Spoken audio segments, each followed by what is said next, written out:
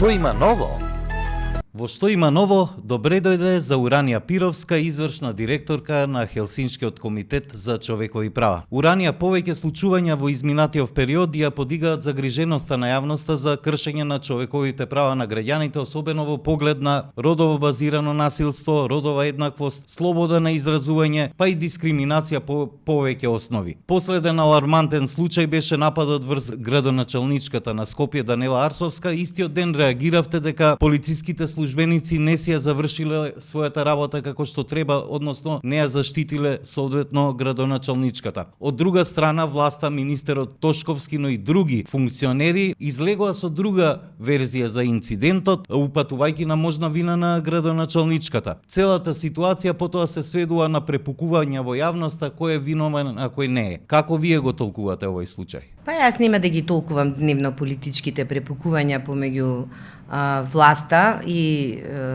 опозицијата, ако сакате, по однос на тоа дали е наместено, дали било намерно, кој бил виновен, ние го гледаме тоа што се случува насилство, врз жена, носител на јавна функција, присутни се полициски службеници, од снимката не се гледа дека реагираат соодветно и од таму, освен што нели го осудивме нападот, бидејќи станува збор сепак за жена, вие знаете дека жените носителки на јавни функции години наназад се мета на напади, не само на родово базиран говор на омраза, еве сега имаме и физички напад, но да, апелиравме и на тоа дека треба и внатрешна контрола малку да превземе некои мерки и да утврди дали можеби постои непрофесионално однесување од страна на полициските службеници кои што биле присутни на местото на настанот и дали можеби едноставно го истолерирале насилството. Не дознавме дека се приведени и се била спроведена постапка кон двајца полициски службеници, но не знам кој е исходот се уште. Спомнавте дека има повеќе случаи во изминативе години на напади физички, сега последен случај, но постојано вербално насилство кон жени кои што се дел од јавниот живот, кон политичарки, новинарки, граѓански активистки. Најчесто гледаме неказнивост, незаинтересираност на институциите, непостапување. Зошто ни се случува ова и каква порака праќа ова за учеството на жените во јавниот живот? Не случајно ние години наназад го следиме говорот на омраза и особено родово базираниот говор на омраза и не случајно имавме некоја неформална женска солидарна мрежа која што реагираше на нападите врз жените, вербалните напади на жените. Имено, да, точно е, жените се многу пати обесхрабрени да превземат вршење на одредена функција или да бидат активни чинители во општествениот живот од проста причина што се плашат на што ќе најдат во јавноста. Ние затоа и пред изборни кампањи и во текот на изборни кампањи, за време на изборите особено апелираме на тоа, бидејќи секогаш жените кои што нели се кандидатки за одредена функција, секогаш се мета на напади, секогаш се оценува нивниот, односно се критикува нивниот физички изглед, се критикуваат нивните години, се критикува нивниот брачен статус, се критикува дали има деца, нема деца. Значи, не е случајно тоа што постои една јака мрежа на организации кои што веќе повеќе години е фокусирана токму на овие прашања. И ние во истиот момент кој ќе се случи некој таков настан реагираме. Но проблемот е во тоа што не само за родово базираниот говор на омраза, туку генерално за говорот на омраза ние имаме само 5 или 6 судски пресуди. Бидејќи говорот на омраза главно е присутен на социјалните мрежи, главно на Facebook. Ние правевме напори, одржувавме состаноци со обвинителите, да дознаеме кои се причините поради кои што едноставно не се покренуваат обвиненија. Нивното образложение е дека немаат никогаш конфирмација од Facebook дека тој кој што го напишал статусот е имател на IP адресата и така натаму. Тоа мора да биде конфирмирано од Facebook. Според моje мислење мора да се најде некаков начин да говорот на омраза биде санкциониран кај нас, бидејќи е присутен И бидејќи она што секогаш го кажувам, говорот на омраза продуцира насилство. Говорот на омраза продуцира кривични дела од омраза. Тоа што и се случи на градоначалничката може да биде квалификувано и како кривично дело или инцидентот од омраза. Сега, знаете, ќе ги слушнеме чаршиските муабети дека градоначалничката тоа го направила намерно, дека градоначалничката шурува сега со една од партиите бидејќи се ова е се, нели, сценарио потребно пред локалните избори. Тоа нас не интересира. Насилството не е дозволено и кривично дело и треба да биде казнето.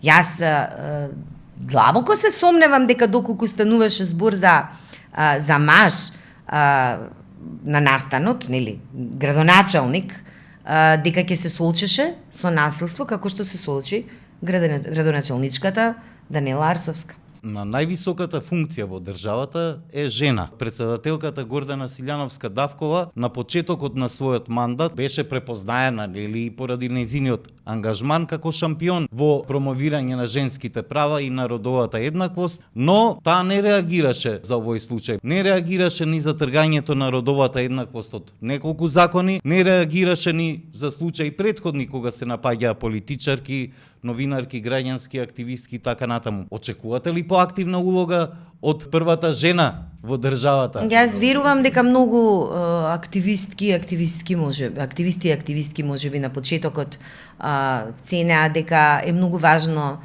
што токму таа ќе биде председателка на Република Северна Македонија поради нејзините заложби и поради за родовата еднаквост, за ЛГБТИQ правата, за значи нејзините либерални ставови, таа многу пати застанувала позади нашите ставови и сето тоа, меѓутоа очигледно е дека отстапувањето на функцијата таа едноставно реши да молчи, да премолчи се што се случува, да не излегува со изјави.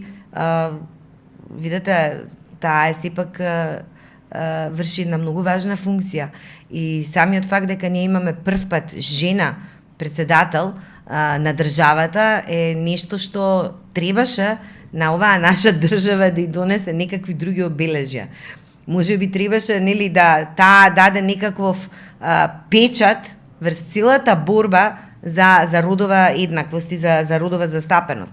Меѓутоа, како што рековте, не е воопшто гласна, да не речам апсолутно е незаинтересирана за овие прашања. Таа не се појави ни на парадата на гордоста, иако беше од наша страна дури и поканета, колку што се сеќавам, председателот Пендаровски присуствуваше, мислам дека на една или на две паради на гордоста, што е многу важно за заедницата, многу е важно за целата наша борба за која што она е и такако запозната, бидејќи во собранието заеднички сме лобирале за одредени закони, за одредени прашања кои што се однесуваат токму на родовата еднаквост.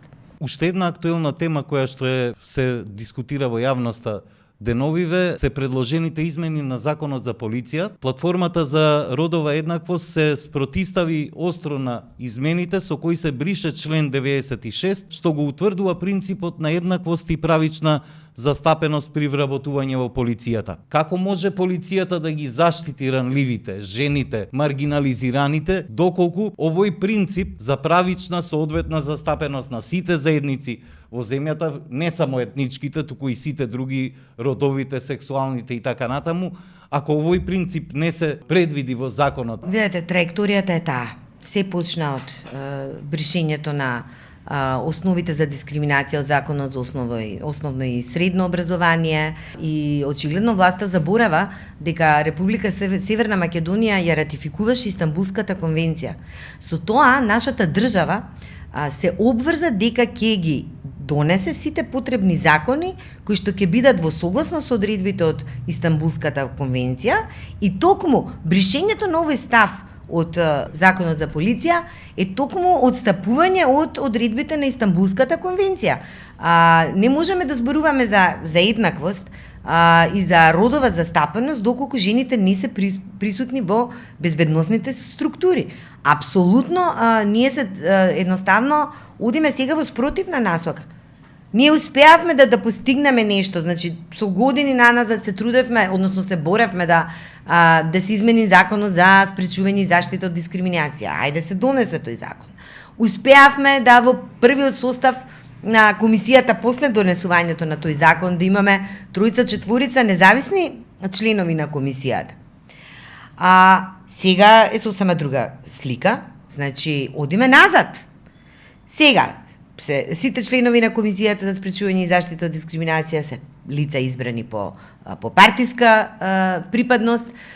Сега се бришат одредби со кои што се предвидува еднаквост и родова застапеност од законите, значи едноставно се одбира да се оди по другиот пат. Јас мислам дека на оваа власт многу и конвенираше сето она што се случуваше не само во Америка со Трамп, него и она што се случува низ Европа, бидејќи тенденциите се тие, нели? Сега она што највеќе се прокламира не само во Америка, него и во Европа, дека треба да се престане да се финансираат педерите, бегалците и квир луѓето, еве да речеме, дека треба да се даваат пари за децата, за семејството, се враќаме нели кон старите традиционални вредности. Мислам дека сето тоа и даде на оваа власт ветер во грб да си продолжи по патот по кој што си го тераше и предходно. Значи пред да дојдат социјалдемократите на власт, многу е тажно заради тоа што ние вложивме многу напор. Ние вложивме многу енергија. Ние успеавме да одржиме 5 или 6 паради на гордоста кои што поминаа во најдобар ред. Ние успеавме да ратификуваме Истанбулската конвенција, да донесеме закони кои што се важни за родовата застапеност. И сега одеднаш повторно се враќаме назад и тоа, знаете, делува обесхрабрувачки. Делува обесхрабрувачки, како што реков и предходно, особено за жените, кои што сакаат да бидат на одредена функција. Мислам дека се доста обесхрабрени, дека се чувствуваат несигурно да се впуштат во една таква авантура, ако се има предвид оваа мизогинија која што владее кај нас. И едноставно мислам дека се чувствуваат како да се на тапет. Сосем накусо да го искоментирате и она што реагира повеќе организации во однос на предлог законот за верски училишта, под удар ли е секуларноста на државата? И тоа е во истата насока на ова што го зборувавме. Значи, години наназад се обидуваат да го протнат тоа. Години наназад се обидуваат црквата едноставно да направат, да е нормално да учествува во прашања кои што не се од незина надлежност или, ако сакате, незин мандат. Кога се носеа измените на законот за спречување на бременост, во собранието спречивме едноставно да влезат представници на црквата кои што сметаа дека треба да влезат во собранието и тие да дискутираат за ова прашање.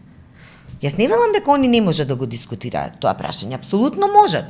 Јас не велам дека кога ќе се носат такви закони кои што они сметаат дека задираат и во она што тие го работат, дека треба да го кажат своето мислење. Меѓутоа, собранието сепак е законодавен дом. Уставниот суд веќе има одлучувано за ова прашање и го има прогласено за противуставно. Значи, ова што сега го прави законодавниот дом е директно, како да речем, директен напад на уставниот поредок. И едноставно, значи, се знае каква е поделбата на власт во оваа држава. И не може доколку постои веќе одлука на Уставен суд, во која што е прогласено тоа како противуставно, не може сега законодавниот дом повторно да покренува иницијатива за закон специјален кој што предвидува средни училишта за верско образование. Ние сите ги почитуваме и се бориме за верски слободи. Меѓутоа, оваа држава е секуларна и мора да постои одвоеност на црквата од државата. Пировска, ви благодарам многу за овој разговор. Молам. То има ново, што